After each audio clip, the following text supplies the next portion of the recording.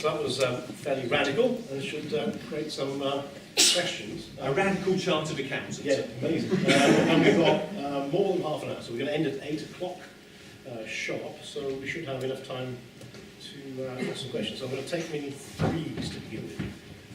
So there's one there, and then one there, and then one there, so all in the middle.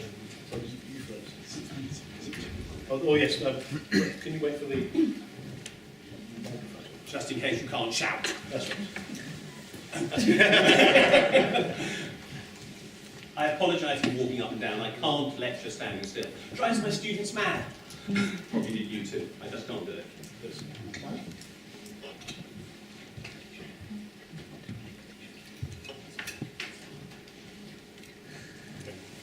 Thank you.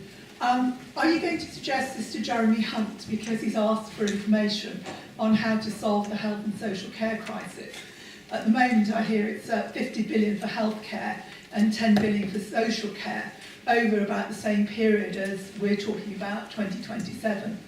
To my mind, discussions about hypothecated taxes always seem to be tying ourselves into a cul-de-sac anyway, and not the correct way forward. I will very happily discuss that in a minute. Thank you. And just in front of you. So, I was going to ask, so it's suddenly obvious that the government can print money and quantitative easing is pretty clear. But so why has the British public for well over a decade now eaten austerity? And just 2 rows behind you. I'm not an economist, but I keep hearing about QE as being something that has to be reined in. And as I understand it, the effect of that, economists will tell you that it affects the price of bonds and the price of equities.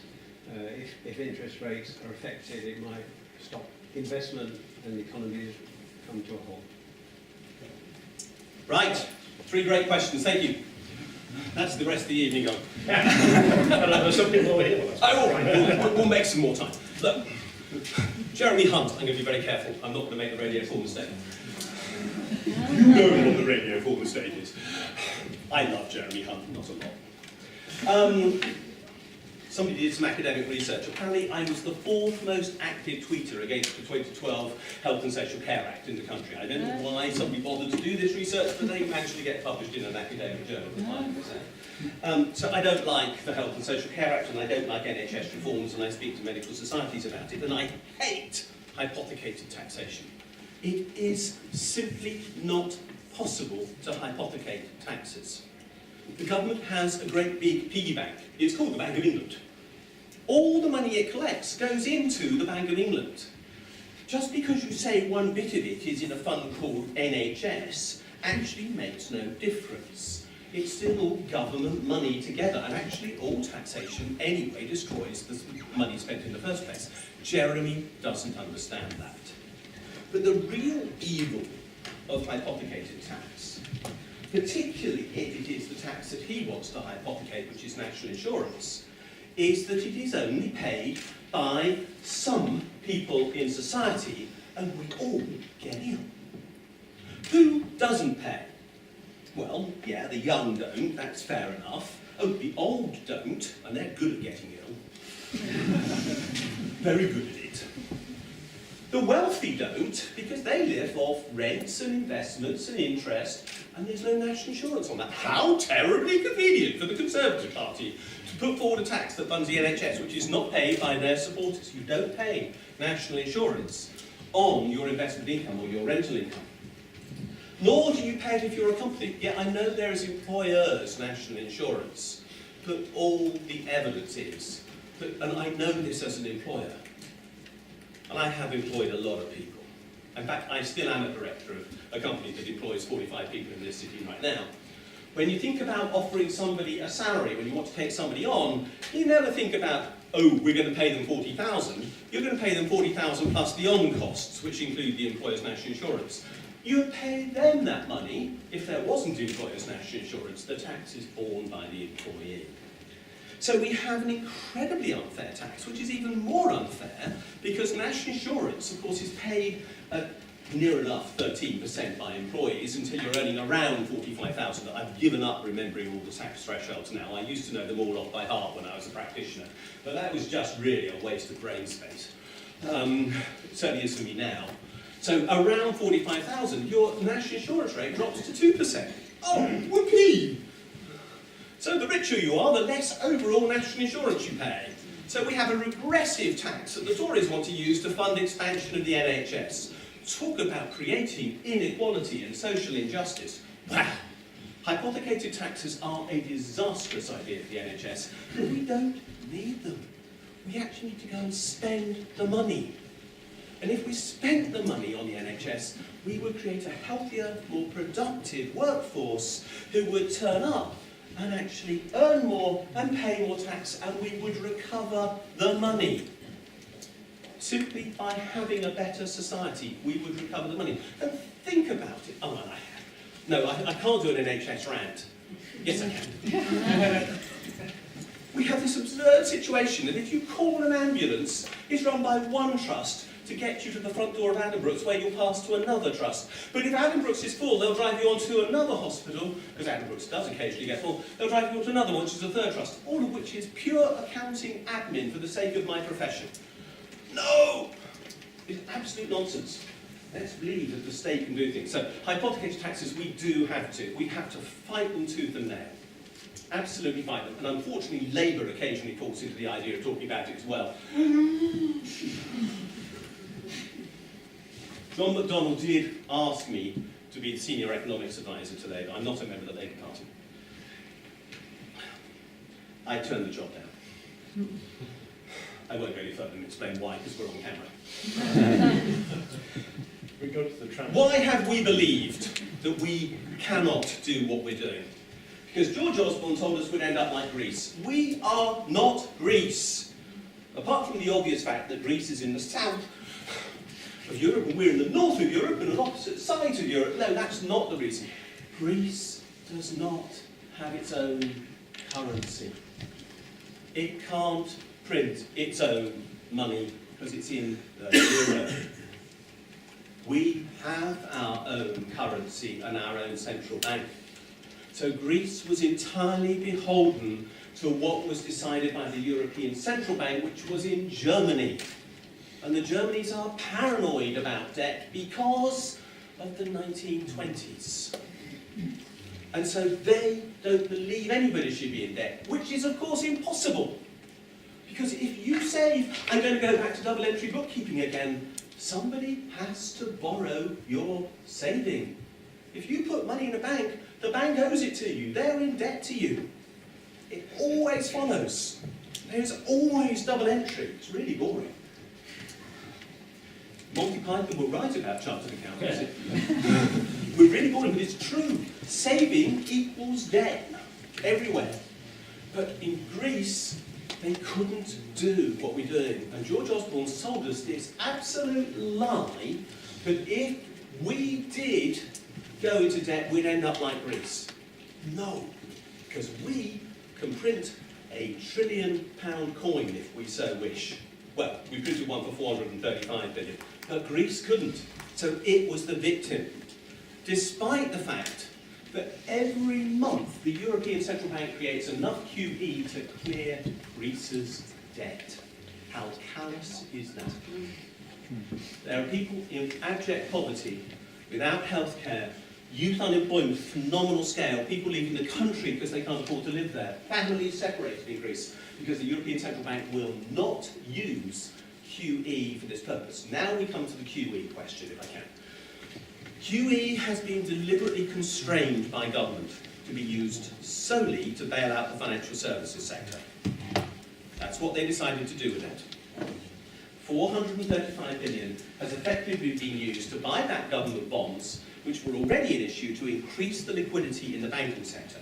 There is now a Bank of England report published very recently that says not a single pound of that flowed into additional bank lending. Not a single pound. They indeed had to create new schemes to actually create new mortgage loans from the Bank of England to push up house prices again to keep Tory voters happy, because that's what Tory voters require, increasing house prices. That's the definition of wealth. And the money instead, because it all went into basically pots run by the financial services industry, not just banks, but actually also, I have to say, your pension fund, it increased share prices. Share prices are completely unsustainable at 7,300 as they are now. There is no earnings capacity underneath that to pay that. 1/3 of the stock market is based upon the value of oil company reserves, and we've got to leave them in the ground or we will burn our children alive. And I have teenage children, as I've already told you. I don't want to burn them alive. But that value is not there. We can't burn it. We can't use it. So we have a stock market which is massively overvalued. We have house prices which are obviously completely overvalued. And all of that because we did an absurd form of QE. Now there is an alternative form of QE. And actually, in fairness, this idea is A, mine, and B, is gaining traction. It's called people's quantitative easing. This is what Jeremy Corbyn nicked from me. I actually wrote it for Caroline Lucas, in fairness. It was called Green QE at that point. Caroline's much more fun to go to dinner with, I promise you. Well, you are if you're a man of my age, but I prefer Caroline to Jeremy. I know them both quite well. I wrote it to Caroline. The whole point was to actually create a national investment bank which would issue bonds, which could be bought by people to be the basis for secure pension saving, to avoid them putting their money into the stock exchange, which has a habit of going bang every now and again, as it does. And we wrote this in 2003 originally, because the stock market was a little trough at the time. We wrote it again in 2010, and no doubt we'll write it again fairly soon when the stock market goes bang again, as it surely will, and everybody expects it will. The point is, if we did a national investment bank which actually used the money to invest in creating jobs, then we could actually deliver what I said, a programme that delivers full employment. Now, this does not mean it could invest in things like HS2. Because if we got to full employment, and HS2 at that point was in a field somewhere north of Buckingham, we'd have to stop it. It would actually be cheaper to move Birmingham closer to London to pitch HS2 in that case. That's not a good idea. No, actually this needs to create small-scale economic activity like streets of houses, or schools that are fit for purpose, or lecture theatres which aren't built in the 1930s but at least do have clocks in the right place. This is a typical university lecture theatre. The clock is there. I can't see it. When I'm standing in front of a bunch of students, what do I need to know? When the lecture's over, because they want to get out. But I can't see it and they can. Totally unjust balance of power. Only clock should be on the back wall. So People's QE was designed to do exactly that. And that's what Jeremy used from me, and maybe one or two of you saw me even speak on his behalf at St Mary's in 2015 here, one of his last campaign events before he got elected. This idea is now being picked up. Labour is still talking about it indirectly because John doesn't talk about it anymore. IPPR has just promoted it. The Liberal Democrats seem keen on it. The Scottish National Party are keen on it. They've actually now saying they're going to create a national investment bank. We're all talking about it. I believe it's going to happen. This is a QE that is designed to use the power to print money to create the vibrant local economies that we need. Right. He has one, must be more, 2, 3. Can we start on the side? On behalf of the microphone, You're nearest the mic. So if the approach that you're advising went ahead, would tax avoidance become irrelevant? That's a good question. And then right there.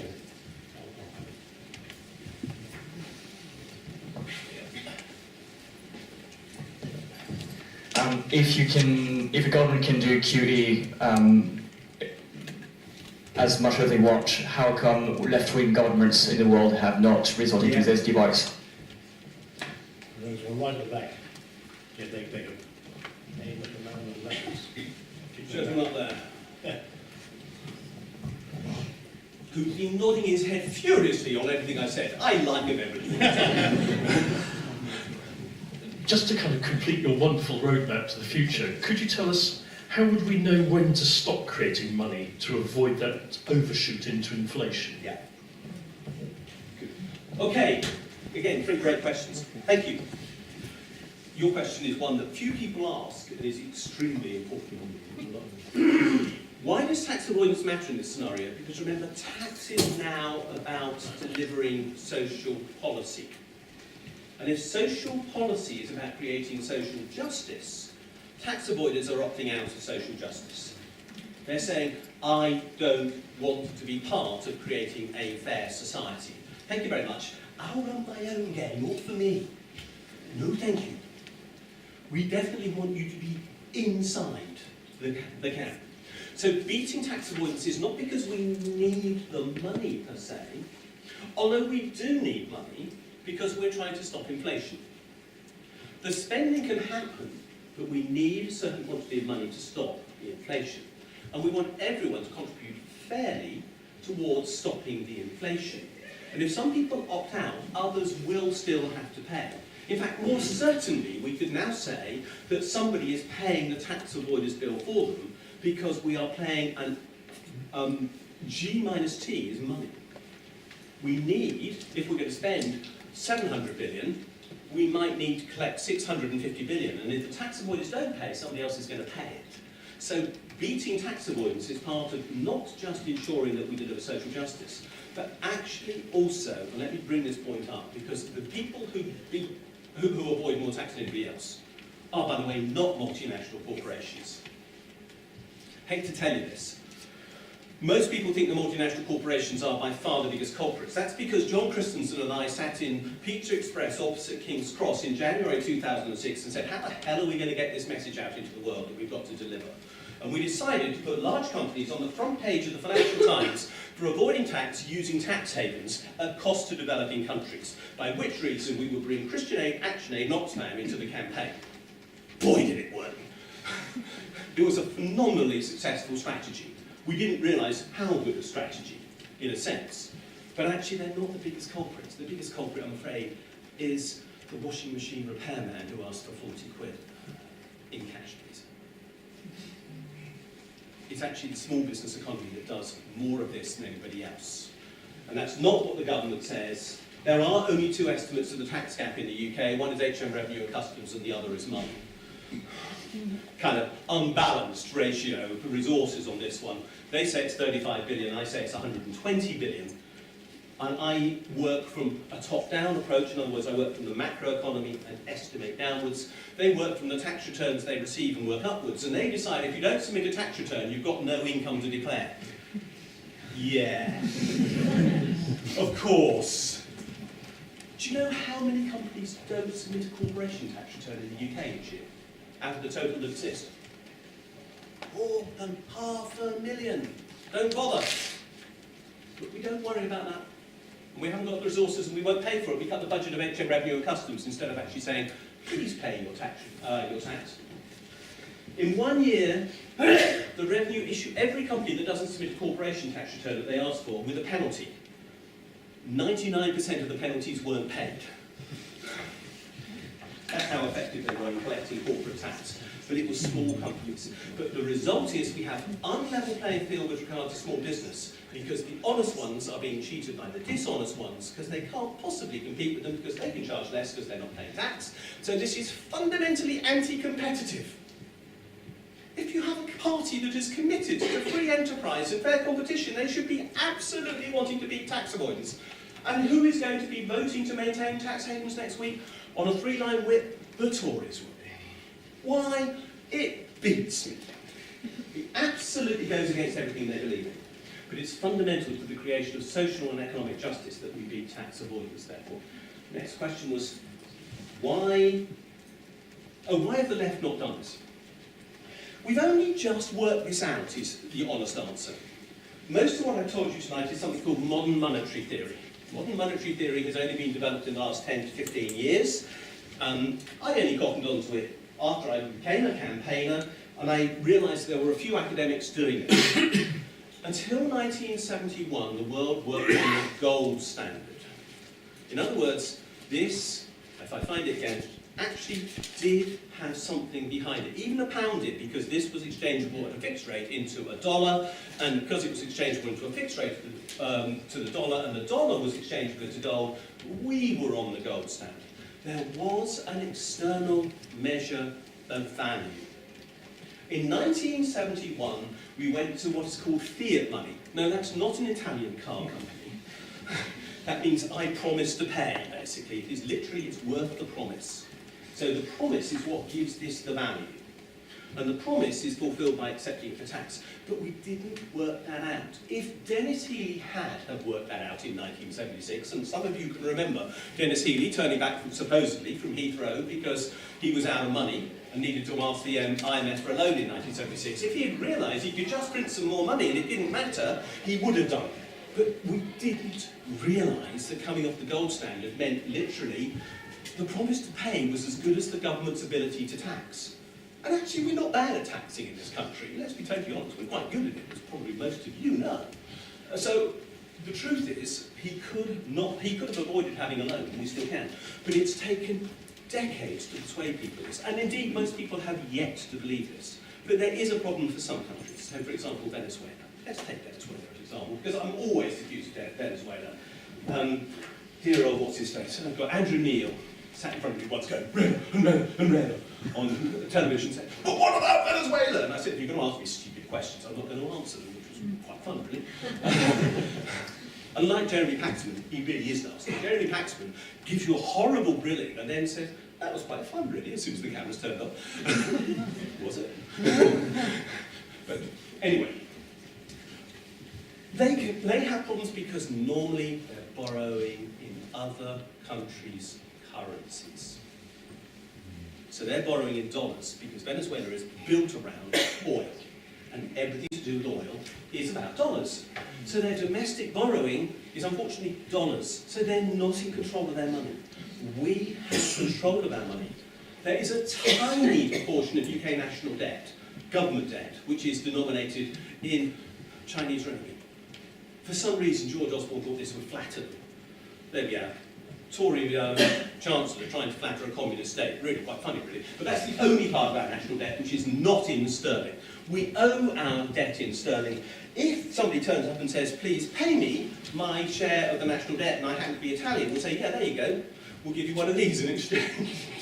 We can never go bust. But a country which has to borrow in dollars can go bust.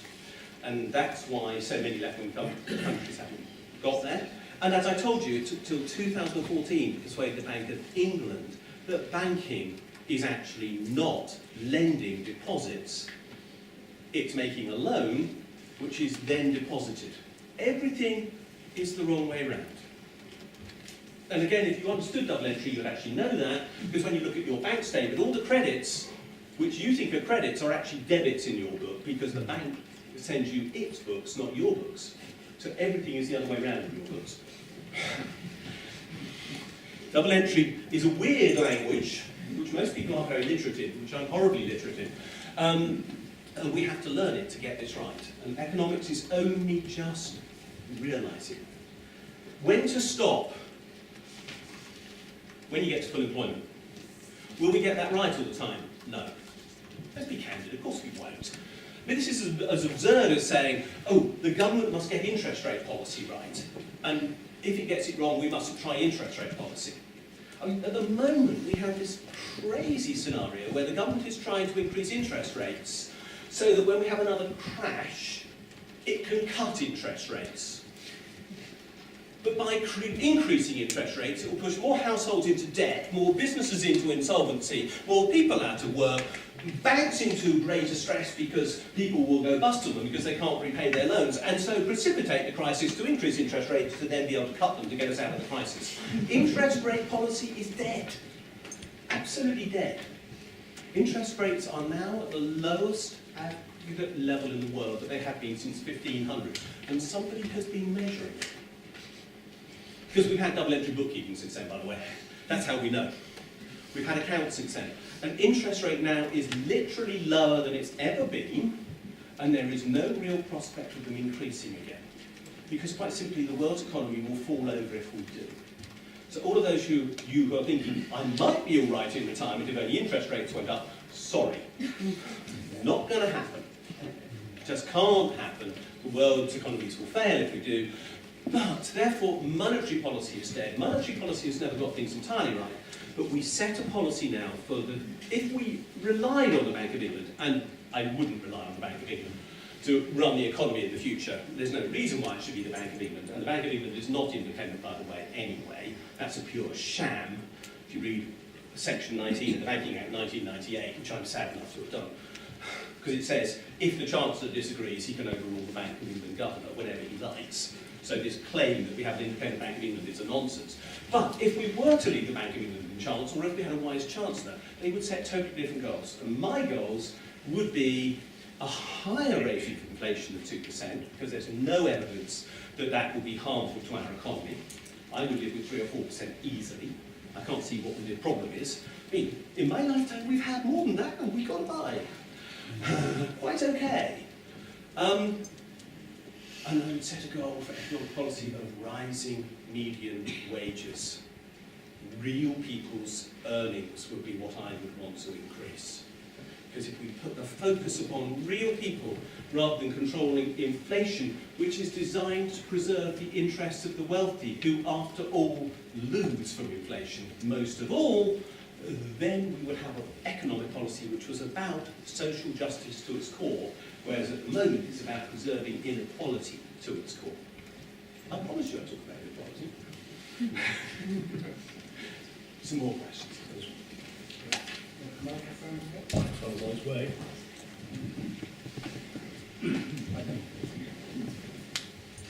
Hello, I'm interested in what you said, that you thought saving was a terrible idea.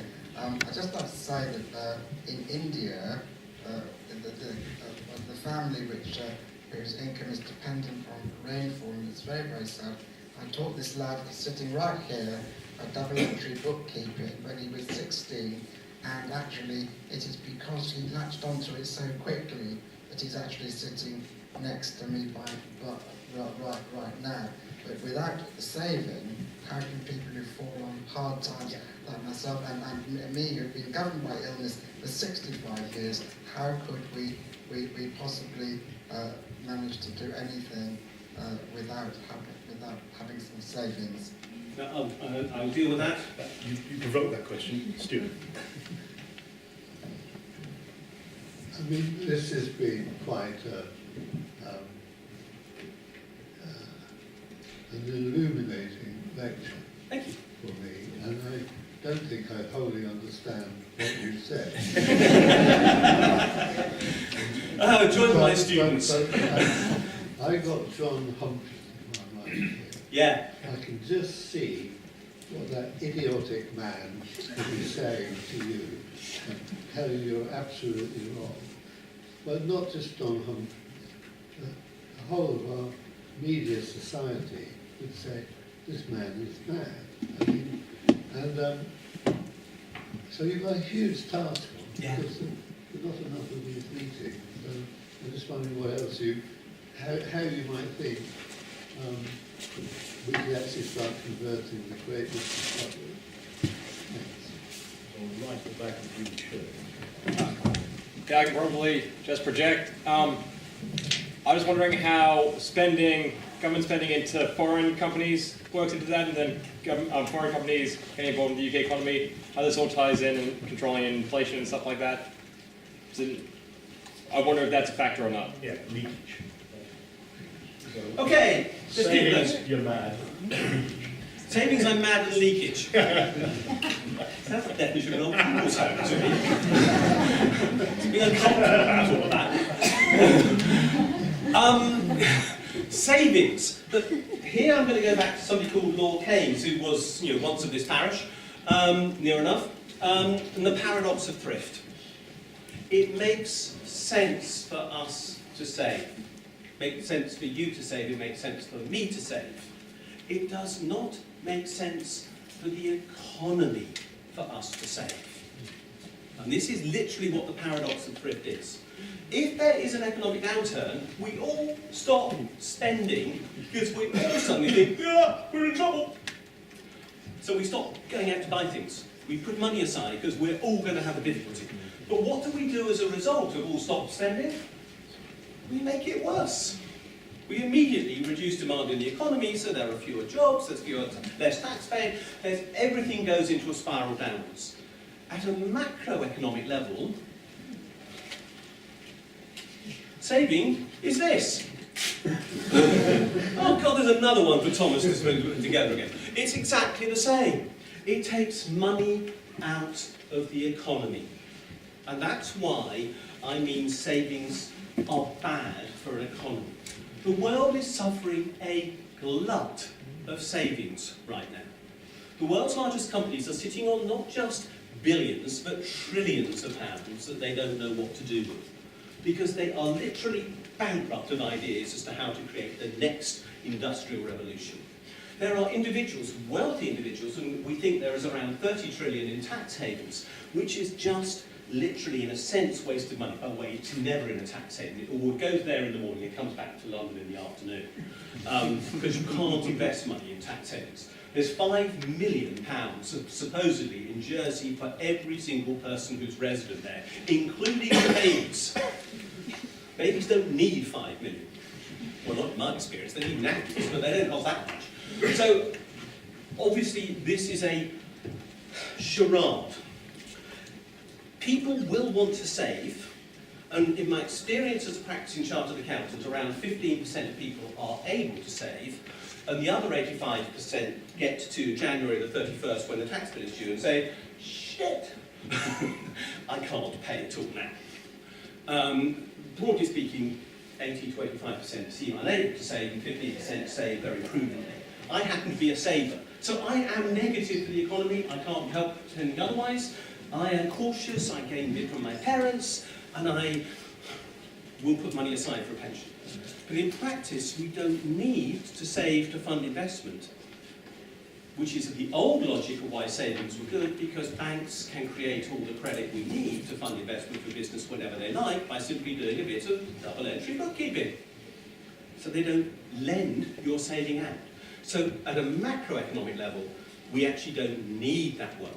I'm not saying that there isn't a reason for people to save to a reasonable degree, and I'm not arguing with that, but excess, this glut we have around the world, is actually deeply harmful. And you'll even find people like Martin Wolf in the Financial Times arguing that this glut is a major destabilising factor in the world economy now. Japan.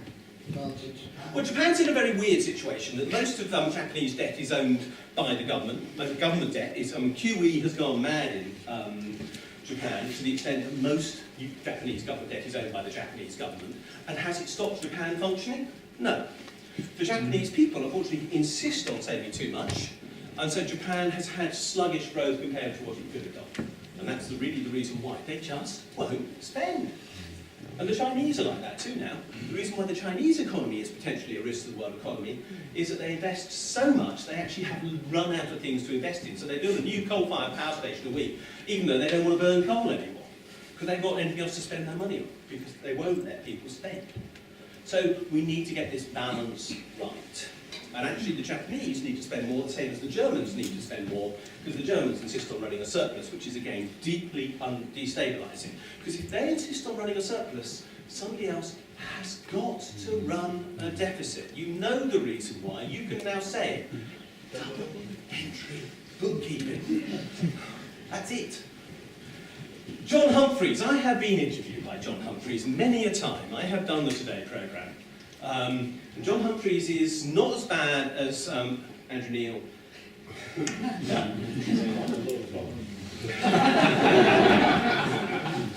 But he's not the person you choose to be interviewed by at 7:45 in the morning, I have to admit as well. And he does get quite angry when he's sitting in that studio. So you'd rather have anybody but John. Look, he will be aggressive, but in fact, actually, you just actually have to bat on. All I can tell you is I've been told I'm mad for a long time now. When I came up with the idea of country-by-country reporting, that multinational companies should publish a profit and loss account for every single country in which they operate, including the Cayman Islands, which they said was immaterial because no tax was paid, which I said is precisely why I'm interested in it. I was told it was impossible. We haven't got the data. I pointed out, if you haven't got the data, you're breaking the law because you're required to have the data because you must keep books and records. That's what the Companies Act says. Oops, they said, well, we have got it, but we couldn't put it in the format you want, or whatever. And for years, they told me I was completely bonkers. Next month, we have the probability that it will now go through the European Parliament. We're going to get it. We've already got it for European banks. They have to produce it for tax authorities already. It was the big single outcome from the OECD programme for tax reform from 2013 to 2015, which I was involved in negotiating. Someone had to go to Paris and negotiate for the rest of the world. It turned out it was me. I did actually ask somebody sitting next to me one morning, who appointed me to represent the rest of the world? He said, stop the existential crises now and keep talking. And we got country by country reporting, even though I was mad. And the same with automatic information exchange. If you are right, if you believe in it, all I can tell you is I now believe you can change the world. But that's why I said tonight, the idea is the most important part of what I'm going to talk about. Not section 198, subsection 5, subsection A. That is the detail, is the idea that matters. Foreign companies and leakage. But if they're working in the UK, who cares who owns them? Doesn't matter. If they pay dividends out of the UK, will they be paid in sterling? In effect, they'll just buy dollars or euros or whatever with them. If we buy from abroad, yes, there is a risk. But if we went mad and printed vastly too much at one point in time, we could devalue our currency. David Cameron talked about that, by the way, about me too. He claimed that I was going to devalue sterling by 10%, and then he went and did it by calling a vote on Brexit. To me, I think. Yeah, did the world end because we actually lost 10%? No. How far did inflation go up to? Nearly 3%. Was it the end of the world as we know it? No. So yes, there would be a risk that we could have an adjustment to exchange rates. But the truth is, if we actually focus on increasing productive employment, we will create wealth. If we increase our productivity as a result, that is the main driver of exchange rates that we have. And in fact, the risk is we will actually push the value of the pound up, not down, by following my policies. I believe that is the likely outcome. Because at the moment, we are 20% less productive than the French. Can you imagine it? They can do 4 days a week what we take 5 days to do. Even then they have a nice siesta and some decent baguettes at the end of it. Yeah. So, sadly, that's the end of our time. So I apologise to people who will not be able to call to speak. But we will carry on talking in the tram bit, 2 minutes away, especially to Dan up and go operate the camera. We'll be there to ask a question we wasn't able to ask. But anyway... No, you can't. Please come and join us if you can. There's a feedback form on desk, please fill it in. Donations are very welcome. Unfortunately, money has not yet been printed to allow us to do these events for free. We definitely encourage blogging, but Richard's about to do his blog, so you'll have to move very fast to get something. And just to remind you, next event, 10th May, Lord Parliament. There's a Labour Party, Ethnic Minority Forum, Women's Forum, Climate Change, and also 9th of May at the Unitarian Church. So I've got all that. 6:30. 6:30. But the main thing to say at the end is, you might be mad, but that was fantastically stimulating, and with his track record of actually making the world change, it might even...